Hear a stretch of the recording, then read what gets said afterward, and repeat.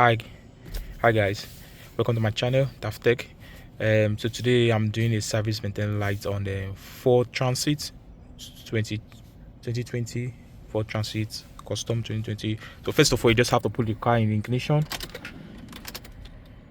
So basically the car is on ignition.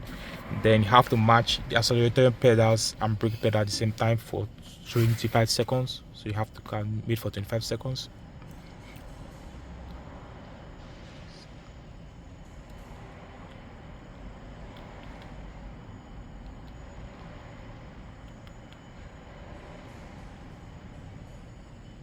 So when you hold for 25 seconds, you move your leg.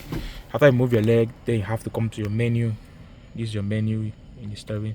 Then press on menu, then you go to your display, then you go down to maintenance. When you click on maintenance, then you press OK.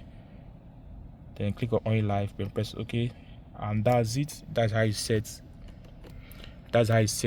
your maintenance schedule light for Transit Custom.